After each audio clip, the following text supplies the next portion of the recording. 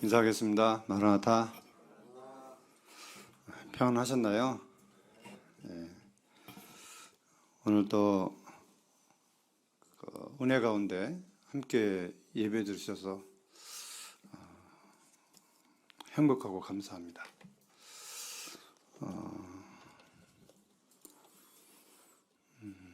잠언 27장에 보면 너는 내일 일을 자랑하지 말라. 하루 동안에 네가 무슨 일이 날는지 알 수 없음이니라 하는 말씀이 있습니다. 생각지 않는 일들이 인생의 삶 속에 일어납니다. 나에게도 일어나고 또 내 친족에게도 일어나고 이웃들에게도 일어납니다. 지금까지 나에게 그런 일이 없다고 앞으로도 없을 것이라는 이것은 착각이겠죠. 그래서 우리가 이렇게 주님의 이름으로 한 번 한 번에 모여서 예배를 드릴 때마다 하나님의 큰 은혜다 하는 사실을 깨닫게 되고, 이 몇 가지가 은혜가 주어지지 않으면 우리는 이 예배에 함께 할 수 없습니다. 그래서 감사가 돼요.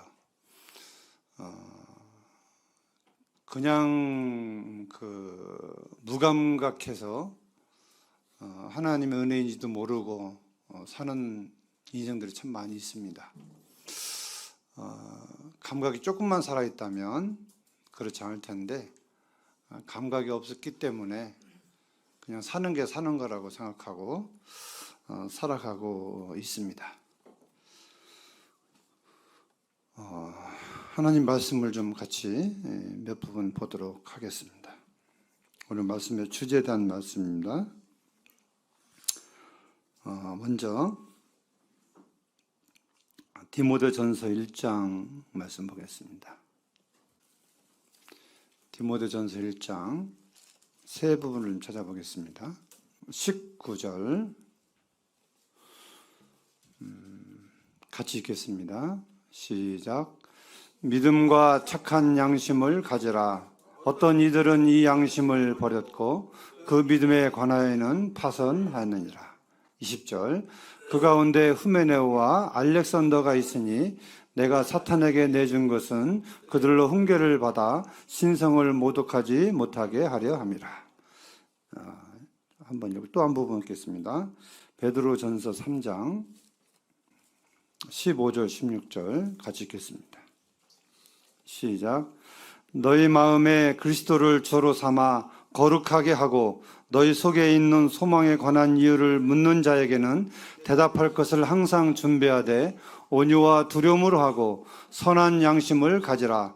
이는 그리스도 안에 있는 너희의 선행을 욕하는 자들로 그 비방한 일에 부끄러움을 당하게 하려 함이라. 한 구절만 더 보겠습니다. 사도행전 23장 1절 말씀입니다. 같이 읽겠습니다. 시작. 바울이 공의를 주목하여 이르되 여러분 형제들아, 오늘까지 나는 범사의 양심을 따라 하나님을 섬겼노라 하거늘. 주제 파악하셨습니까? 뭐죠? 양심입니다. 양심. 사람은 다 양심이 있을까요? 없을까요? 양심.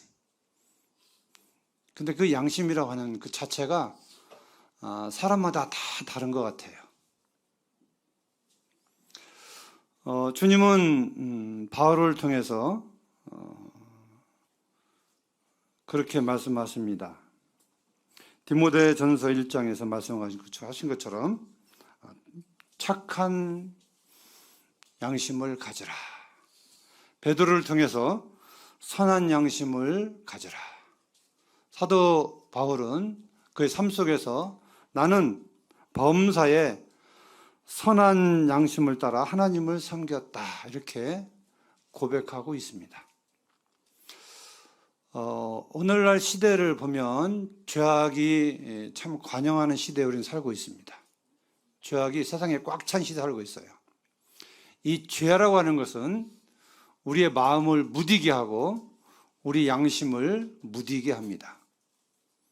이 양심이 무뎌지게 되면 어떤 일이 생기겠어요? 죄를 죄로 여기지 않는다고 하는 것입니다. 죄를 죄로 여기지 않는다고 하는 것은 심각한 문제가 나 자신에게 있다고 하는 것입니다. 그러니까 이 죄가 척도가 있다고 할까요? 어떤 크기에 따라서 그 죄를 내가 의식하기도 하고 의식하지 못하기도 합니다.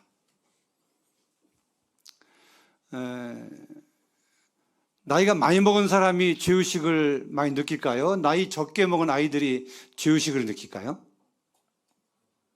예? 형제님들, 내가 죄의식을 많이 느껴요? 우리 아이들이 죄의식을 많이 느껴요? 어른들이 많이 느낄까요? 어른들이 순수할까요? 아이들이 순수할까요? 아이들이 순수하죠. 아이들은 거짓이 없다고 하는데 그렇지 않죠. 죄의 씨로 태어났는데 거짓이 없겠어요? 근데 그 아이도 정말 순전한 아이들이 있습니다. 곧대로 얘기하고 곧대로 말하는, 거짓말이 없는, 그래서 아이들은 순수하다고 합니다. 오늘날 복음이 우리 가족들에게, 이웃들에게, 친족들에게 증거되지 못하는 이유가 어디가 있을까?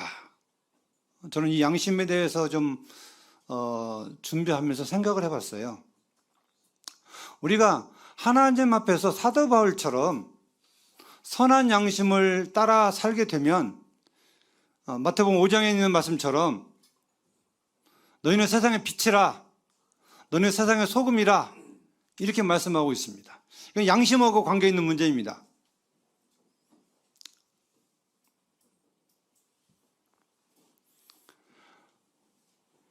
우리 음식점에 가면 앞치마를 줘요, 그죠? 근데 앞치마는 누가 입나요? 대부분 어떤 옷을 입고 간 사람이? 깨끗한 옷을 입고 간 사람이 앞치마를 두르고 밥을 먹습니다. 왜 그럴까요? 그 옷이 깨끗할수록 한 방울만 튀겨도 확 티가 나기 때문에 앞치마를 두르고 밥을 먹는 겁니다. 이건 무슨 얘기냐면 깨끗하면 깨끗할수록 점만 찍어도 그 점이 아주 확연하게 드러나게 된다고 하는 거예요. 예, 양심이라고 하는 것은 그와 똑같습니다. 우리 양심이 깨끗하면 조그마한 죄도 그걸 거부하게 되고 부끄럽게 생각하고 하지 않게 되는 건데, 이 양심이라고 하는 게 깨끗하지 못하고 어정쩡하면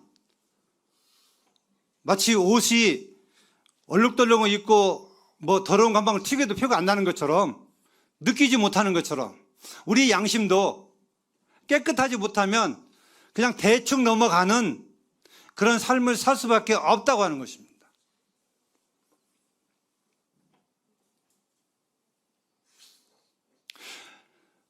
그리스도의 양심과 세상 구원받지 못한 사람들의 양심이 달라야 될까요? 똑같아야 될까요? 차원이 같으면 되겠습니까? 수준이 그리스도인이 높아야 돼요? 세상 사람들이 높아야 돼요? 이건 말할 것도 없이 그리스도인이 수준이 높아야 돼요. 왜 그러냐면 그리스도인은 적어도 십자가의 구속을 믿는 순간 진리의 영 되신 하나님, 성령 하나님이 우리 마음에 들어오시기 때문에 이 진리의 영은 이것은 거짓이다, 이건 참이다를 우리에게 깨닫게 해주시기 때문에 세상 사람들이 깨닫는 양심의 차이하고 확연하게 달라야 된다고 하는 것입니다.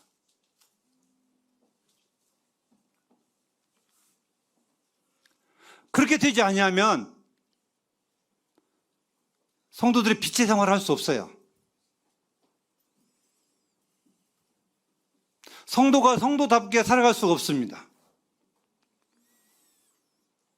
대충 눈가림만 하고 아웅하는 그런 식의 양심은 하나님이 허락하지 않습니다. 직장에서 권세 잡은 자들에게 주님 말씀하시기를 너희는 권세 잡은 자들에게 하기를 죽게 하듯 하라고 했어요. 속임수를 하지 말고 주님이 다 보고 계시니까, 다 알고 계시니까 얼렁뚱땅 하지 말고 진실함으로 주님께 하듯 하라고, 순종하라고 가르치고 있습니다. 얼렁뚱땅 잘 보이기 위해서 연극을 한다. 그건 양심을 속이는 거예요. 안 그렇습니까? 누군가에게 내가 진심을 다해서 안 사랑하고 그냥 점수를 따기 위해서 하는 일들은 자기 양심을 속이고 하는 거기 때문에 그 사람은 속일 수 있을지 모르지만 하나님은 속일 수가 없다고 하는 거예요. 하나님 우리 중심을 보고 계신다고 하는 거예요. 이 녀석이, 이 사람이 어떤 마음을 가지고 섬기고 있는지, 행하고 있는지 그걸 살펴보신다고 하는 것입니다. 심히 두려운 거예요. 우리가 선한 양심은 사람 앞에서 하는 게 아니라 하나님 앞에서 항상 기준이 하나님. 어떤 믿음이 좋은 형제님의 기준도 아니고 어떤 믿음이 좋은 자매님의 기준도 아니에요.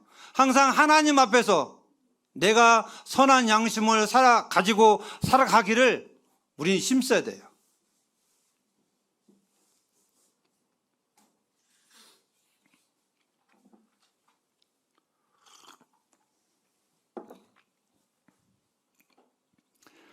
일주일 동안 이 양심에 대해서 제가 생각을 하면서 저도 양심이 깨끗한 사람은 못 됩니다. 원래 양심이 깨끗한 사람이 이 말씀을 전해야 되는데 양심을 깨끗한 사람이 전한다면 저는 이 자리에 설 수가 없어요. 근데 주님 저한테 교훈을 주셨기 때문에 제가 말할 수밖에 없습니다. 하기 싫어도 하라고 하시기 때문에 할 수밖에 없습니다. 자격이 없기 때문에 안 하려고 해도 주님 부담을 주시기 때문에 할 수밖에 없습니다. 성도님들 이해하시기를 바랍니다.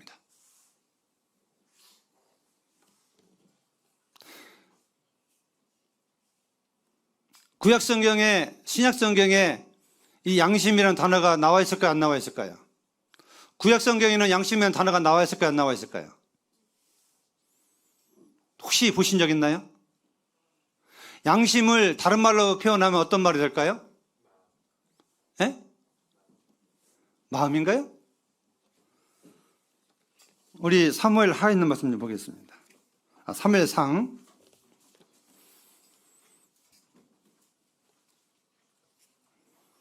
24장 4절 5절 보시면 다윗의 사람들이 이르되 보소서 여호와께서 당신에게 이르기를 내가 원수를 내 손에 넘기리니 네 생각에 좋은 대로 그에게 행하라 하시더니 이것이 그날이니이다 하니 다윗이 일어나 사울의 겉옷자락을 가만히 베니라.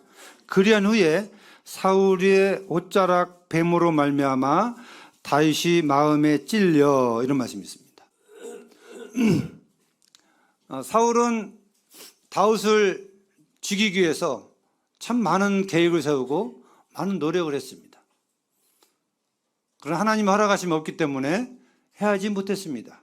반대로 다윗은 사울을 죽이려고 하는 좋은 기회가 왔습니다. 부하들이 이제 하나님께서 사울을 당신의 손에, 다윗의 손에 넘겼으니 이제 죽이면 어떻게 했습니까? 죽여야 되겠습니다, 이렇게 했어요. 근데 사울이 차마 죽이지 못하고 뭘 했어요? 옷자락을, 가만히 잠자고 있는 사울의 옷자락을 조금 베었습니다. 모르게.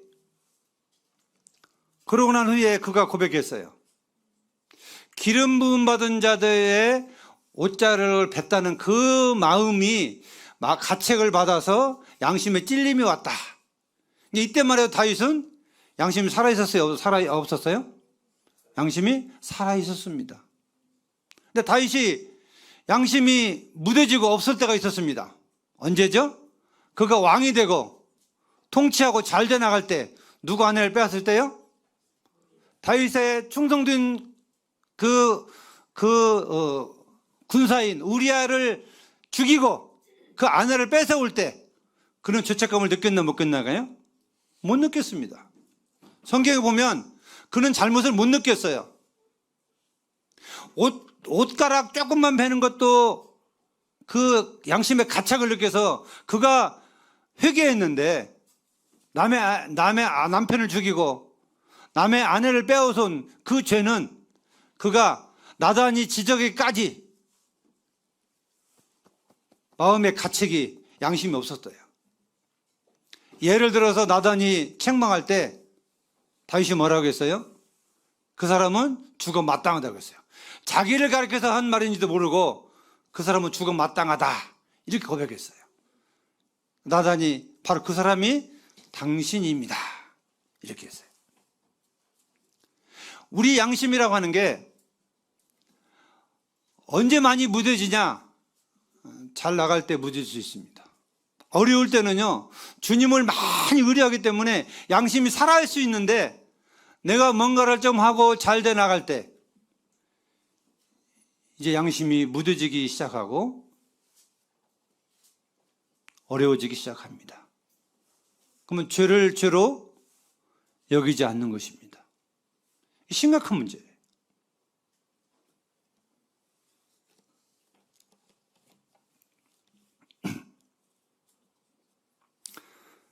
형제님들 운전하시죠? 저도 운전합니다. 신호 잘 지키시나요? 신호 어기시면 양심의 가책이 있나요, 없나요? 처음에 할 때는 있어요. 걸리면 말할 것도 없고, 안 걸려도 처음에 할 때는 이러면 안 되지, 하지 말아야지 이렇게 합니다. 근데 2번, 3번, 4번 횟수가 더할 때마다 이제 가책을 못 느낍니다. 휙 쳐다보고 경찰이 있나 없나 보고 그냥 좌회전하고 그냥 갑니다.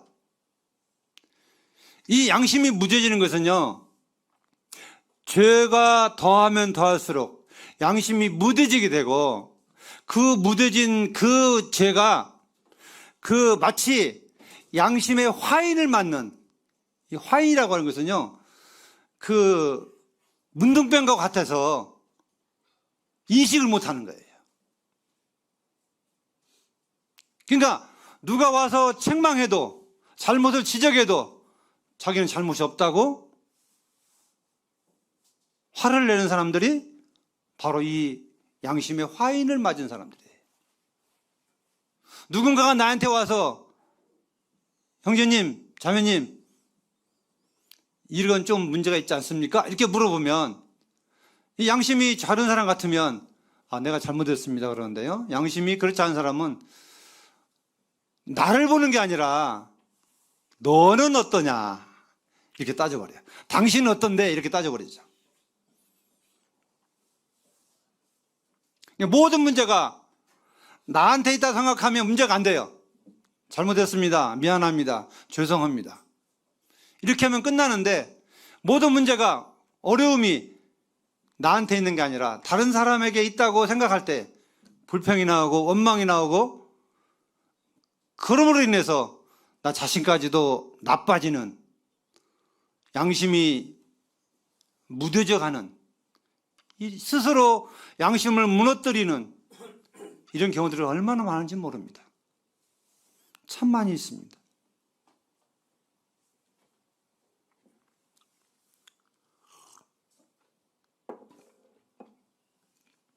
세상에는요, 편법을 쓰면, 편법이 뭔지 알죠? 편법. 네? 편법을 쓰면 많은 것들을 얻을 수 있는 기회가 있습니다. 정직하게 하면, 지금 이 세상은요, 저부터 마찬가지예요. 이 세상은 정직하게 살면 손해봐요, 이득봐요? 예? 예? 손해보는 게 많아요, 이득 보는 게 많아요? 손해보는 게 훨씬 많습니다. 정상적으로 법대로, 만들어진 법대로 살게 되면 나한테 들어오는 이 수입보다 나한테 나가는 것들이 훨씬 많아요. 이건 세상 사람 다 알고 있어요. 그럼 우리는 알까요, 모를까요? 우리도 알고 있어요. 근데 저도 마찬가지지만, 사람은 현실적이에요, 현실적. 미래는 두 번째 문제예요. 그래서 현실적이기 때문에 나한테 유익하고 이득이 돌아오면 자꾸 편법을 써가지고 뭔가를 더 얻어내려고 하는 것들이 우리의 양심을 무뎌지게 한다고 하는 것입니다. 이게 세상에 세금부터 시작해서요, 아주 많아요. 저도 사업을 하다 보니까 아주 많습니다. 내가 손해를 안 보려고 그래요. 무엇인가를 편법을 써서 얻으려고 합니다. 그럼 과연 이거 주님이 원하시는 것일까? 생각해 봅니다. 어느 걸까? 내가 꼭 이렇게 살아야 되나? 내가 정직하게 살면 굶어 죽나? 이런 생각을 해본 적이 있어요. 근데 주님 말씀에 의인은 걸식함을 보지 못했다고 말씀했어요. 정직하게 살면 지금은 손해보는 것 같지만, 양심대로 살면 지금은 손해보는 것 같지만 미래가 있다고 하는 거예요. 하나님 책임지십니다. 잠언 말씀에 재물보다 명예를 택할 것이오라는 말씀이 있습니다. 아멘이 되십니까? 재물보다 명예를 택할 것이다. 재물이 소중해요? 명예가 소중해요? 명예가 뭐죠? 명예가? 명예. 아름다운 이름이에요. 귀한 이름이에요. 우리 형제님들은 귀한 이름을 갖고 계시고 귀한 이름의 예수님을 믿고 있는 성도들입니다.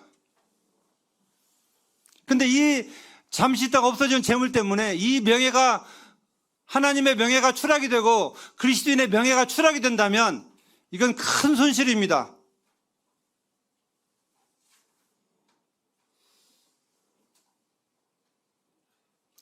현실로는 양심대로, 법대로 정직하게 살면 손해보는 것 같지만, 그러나 성경에 많은 이인들이 그렇지 않음을 우리에게 보여주고 있습니다. 정직하게 살면, 선한 양심대로 살면 하나님이 거기에 대한 보상을 하신다고 하는 것입니다. 하나님은 정직한 자를 사랑하신다고 말씀하고 있습니다.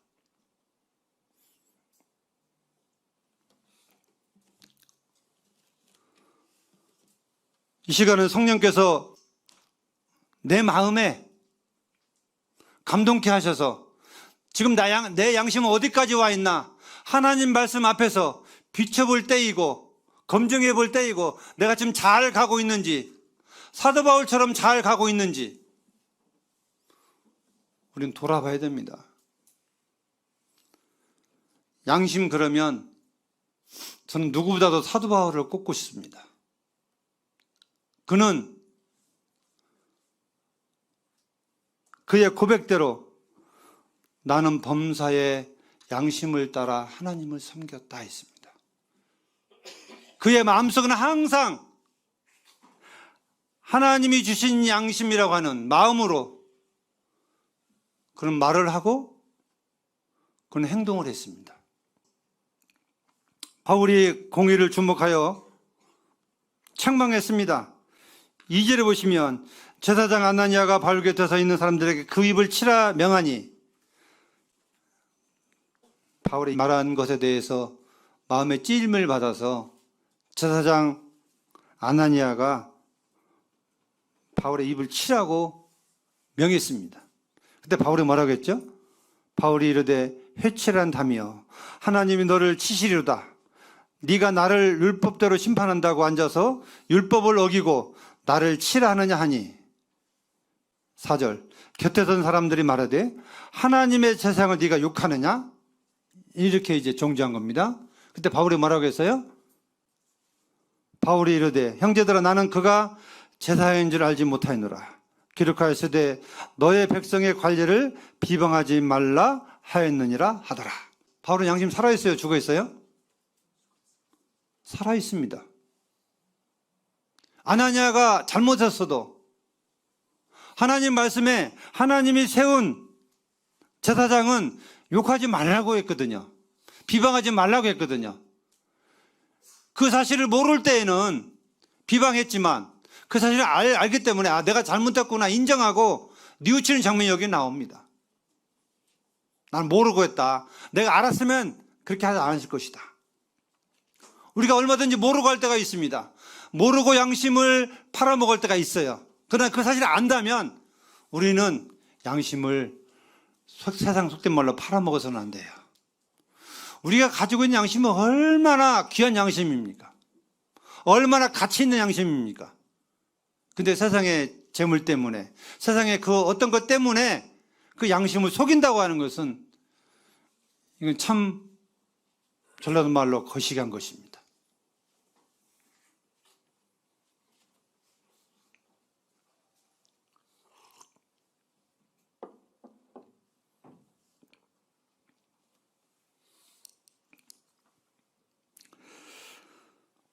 사도 바울이 그 로마서에 보시면 고린도전서 좀 보겠습니다. 고린도전서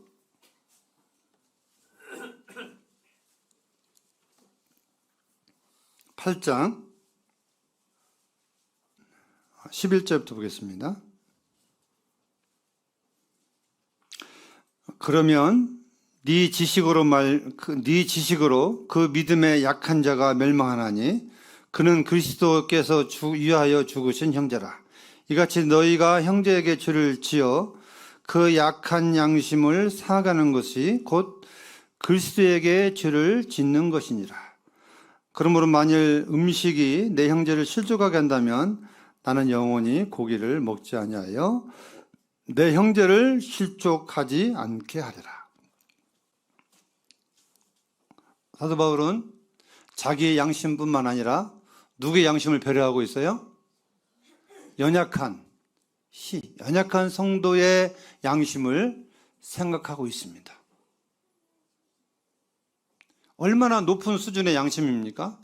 나는 내 양심을 지키기도 힘든데, 그죠?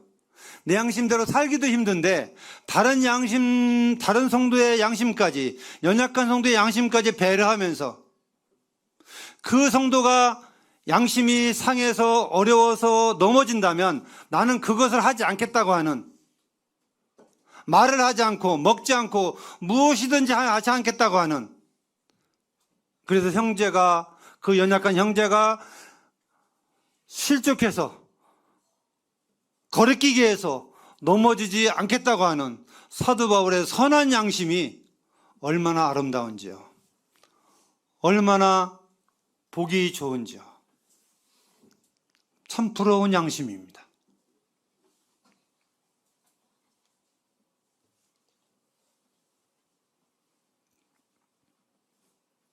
신앙은요,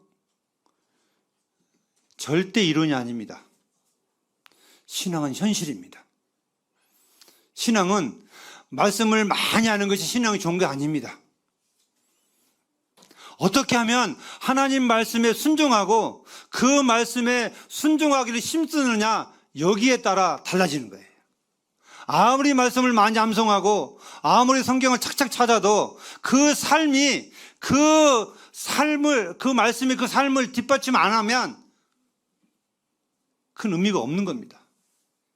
그냥 교만한 것 뿐이에요. 막 가르치려고 하고 있거든요. 자기는 안 하면서.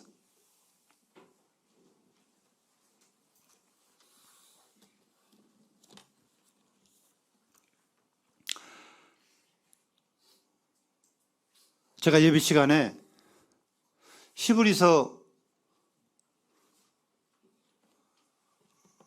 9장을 통해서 예배를 감사를 했습니다. 우리 거기 좀 보겠습니다.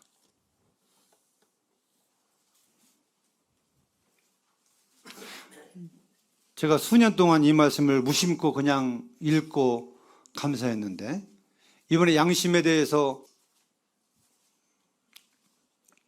기도하면서 주님이 그런 깨달음을 주셨습니다. 여기 12절부터 보시면 염소와 송아지 피로 아니하고 오직 자기 피로 영원한 속죄를 이루사 단번에 성소에 들어가셨느니라. 염소와 황소의 피와 및 암송아지의 죄를 부정에 뿌려 그 육체를 정결케 하여 거룩하게 하거든. 하물며 영원하신 성령으로 말미암아 흠없는 자기를 하나님께 드린 그리스도의 피가 어찌 너희 양심을 죽은 행실에서 깨끗게 하고 살아계신 하나님을 섬기게 하지 못하겠느냐. 여기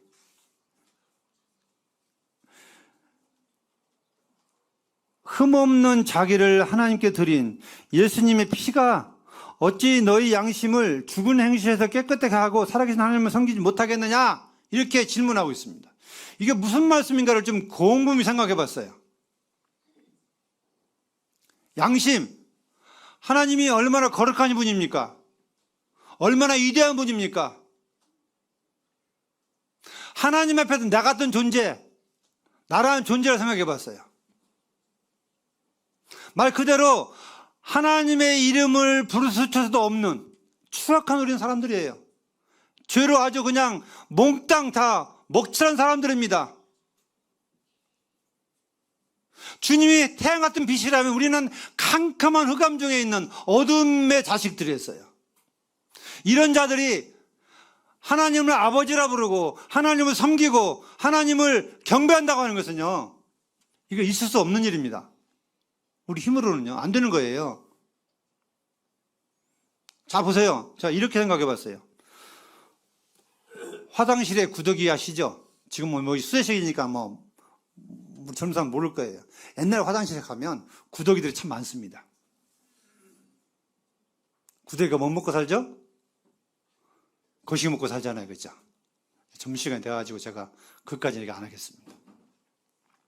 근데 그 구더기가 우리 인간을 향해서 사랑한다고, 좋아한다고, 같이 살자고 하면 여보세요. 뭐 어떻게 했어요?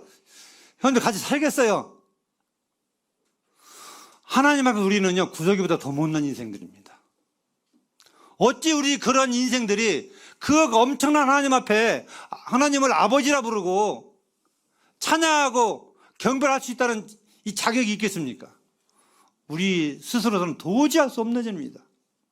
근데 여기 구약의 짐승의 피가 하나님께 들음으로 인해서 깨끗하게 하고 그 죄를 사하는 힘이 있는 건 있는데, 하물며 예수님의 피가, 예수님이 목숨을 던져서 피 흘려 죽으셔서 그 대가가 얼마나 위대한지 너희들의 죄가 깨끗하게 씻고도 남음이 있다고 하는 강력한 말씀이 여기 있는 것입니다. 그래서 너희 스스로가 한 것이 아니라 하나님이 일을 하셨기 때문에 너희가 그를 힘입어서 이제 담대하게 하나님을 아버지라 경배하고 찬양하고 예배를 드렸다고 하는 이 양심을 우리에게 줬다고 하는 거예요. 그래서 담대하라는 거예요.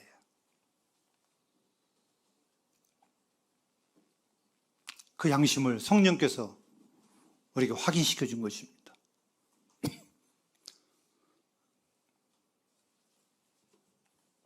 그런 양심을 우리가 그 어떤 것 때문에 더럽혀서는 되겠습니까?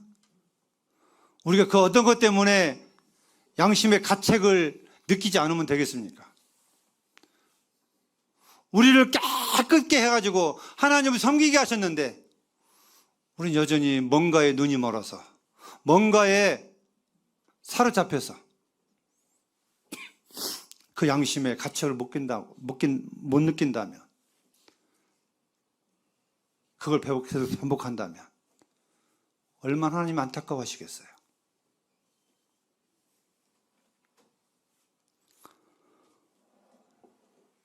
제가 이 말씀을 묵상하면서 하나님 그렇습니다. 나는 아무것도 아니지만 하나님 이렇게 깨끗하게 해주셨는데 이제 이거 내가 잘 관리하는 책임은 나에게 있지 않겠습니까? 그렇죠. 이제 관리는 우리 스스로가 해야 되는 것입니다. 하나님 앞에서 해 나가야 돼요. 세상에 이런 말이 있어요. 선한 거짓말 해도 괜찮다. 선한 거짓말이 있나요? 어떤 게 선한 거짓말일까요? 선한 거짓말이에요. 선한 거짓말. 그냥 거짓말이면 거짓말이지 선한 거짓말이 있대요. 그건 그렇게 표현하면 안 되고 지혜로운 말이라고 생각을 해야 돼요. 거짓말은 나쁜 겁니다. 선한 거짓말이든 나쁜 거짓말이든 거짓말은 나쁜 거예요. 속이는 겁니다. 지혜하고 거짓말하고는 차원이 달라요. 지혜는 어떤 문제를 해결하기 위해서 하나님이 주신 지혜지만 거짓말은 남을 속이기 위해서 하는 것이기 때문에 그건 합당하지 않는 것입니다. 고린도서 10장에 있는 말씀 먼저 보겠습니다. 시간이 얼마 안 남았네요. 10장 24절부터 보겠습니다. 누구든지 자기 이익을 구하지 말고 남의 이익을 구하라. 무릇 시장에 파는 것은 양심을 위하여 묻지 말고 먹으라. 이는 땅과 거기 충만한 것이 주의 것임이라. 불신자 중 누가 너희를 청할 때에 너희가 가고자 하거든 너희 앞에 차려놓은 것이 무엇이든지 양심을 위하여 묻지 말고 먹으라. 누가 너희에게 이것이 재물이라 말하거든 알게 한 자와 그 양심을 위하여 먹지 말라. 내가 말한 양심은 너희의 것이 아니요 남의 것이니 어찌하여 내 자유가 남의 양심으로 말미암아 판단을 받으리요.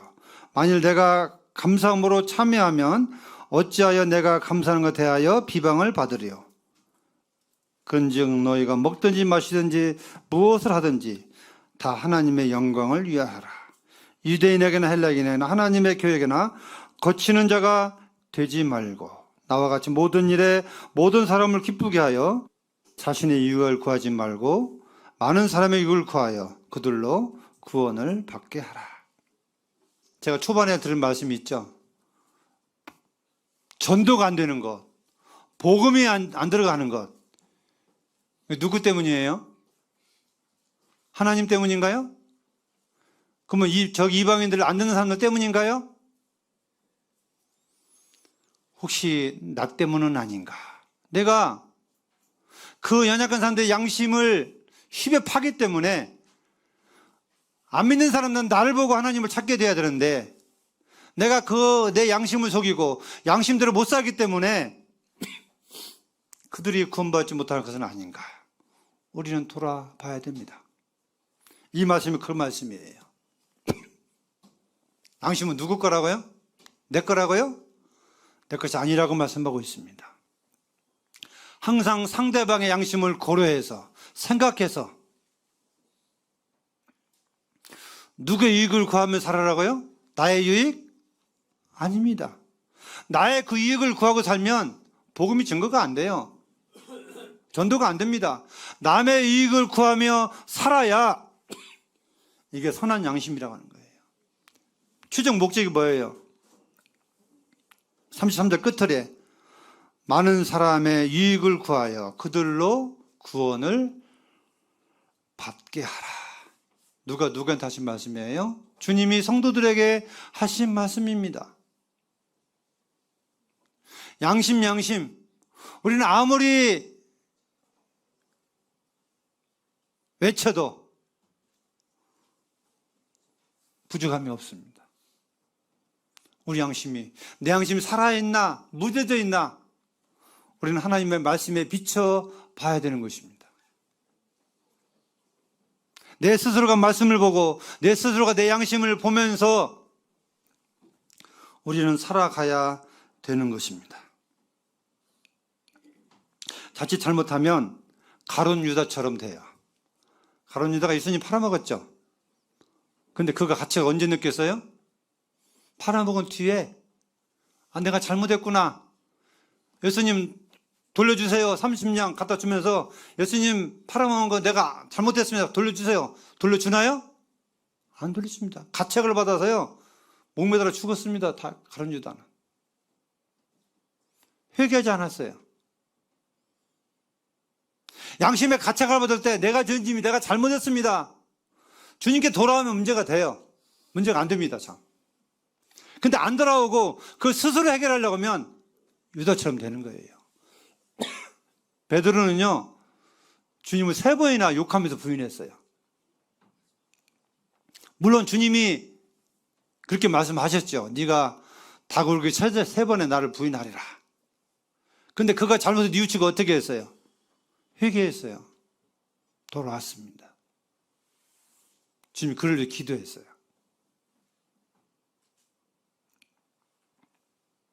마태복음 보면요, 간음 중에 잡힌 사마리아 여인이 나옵니다. 바리새인과 세상들은요, 마땅히 율법에 따라서 돌로 쳐 죽이라고 말씀하고 있는데, 예수님 당신은 어떻습니까? 이렇게 했어요. 예수님이 땅에 글씨 쓰면서요, 율법을 썼을 거예요. 기가 막힌 말씀 하셨죠. 뭐라고 하셨어요? 죄 없는 자가 먼저 돌로 치라. 그렇게 말씀하시니까 어른을 시작해서 어린이까지 양심의 가책을 받아 다 갔다고 했습니다. 참 감사한 것은요, 그 사람들 중에 양심이 다 있었다고 하는 거예요. 한 사람은 없어도 아마 돌 쳤을 거예요, 이 죄에 대해서. 하나같이 다 양심의 가책을 느꼈기 때문에 그 여인은 살아난 거예요.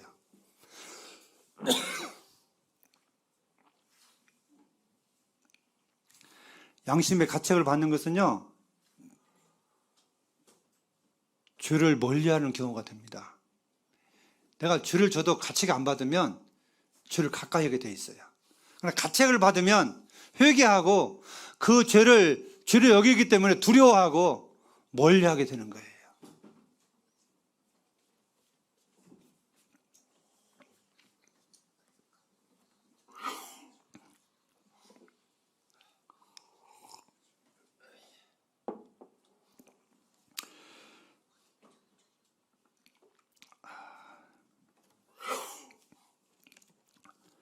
기억하시기 바랍니다. 양심이 무너지면 신앙이 무너진다. 전 결론이 그거였어요. 내 양심이 무너지면 신앙이 무너진다. 신앙이 파산된다.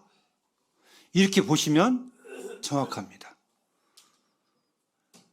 내 양심이 가책을 못 느끼고 죄를 져도 죄로 인식 안 하고 자꾸 편법을 쓰고 자꾸 이런 거에 가면 결국에는 간증을 잃어버리고 결국에는 세상으로 가버리고 신앙을 잃어버리고 신앙이 파괴되는 경우가 우리에게 온다고 하는 거예요. 마치 깨끗한 옷에 점 한 방울이 튀기면 그게 부끄러움을 느끼는 것처럼 우리 신앙의 양심이 조그마한 잘못을 해도 이것이 하나님의 얼마나 큰 죄인가를 이렇게 발견할 수 있는 우리의 양심이 되기를 참으로 기도합니다. 성령께서 그렇게 해주시기를 간절히 바라는 마음이 있습니다. 저를 포함해서 우리 모두가 그렇습니다. 내가 죄를 질 때마다 요한일서 1장 9절 말씀처럼 죄를 즉시 자백하는 이런 삶이 그 죄를 멀리하게 우리의 감각을 살아나게 하는 거예요. 우리가 양심을 사랑하게 하는 것이 죄를 질 때마다 자복하고 회개하고 뉘우치고 이렇게 되는 것이 우리 양심을 살리는 거예요. 이렇게 안 하면 양심이 힘을 잃어가고 죽어가고 파괴되고 어려워져 가는 것입니다. 사도 바울의 신앙의 승리는 하나님의 범사의 양심을 따라 하나님을 섬겼기 때문에 그가 죽을 때까지 신앙을 지키고 살아갈 수 있던 비법이 된 것입니다. 저를 비롯해서 우리 봉동교회 성도님들은 이 사도 바울을 좀 본받았으면 참 좋겠어요. 저도 마찬가지지만. 그래서 죽으시는 날까지 나의 달려갈 길을 마치고 믿음을 지켰으니 이 바울의 고백이 우리 모두의 고백이 되기를 바라면서 말씀 마치겠습니다. 감사합니다.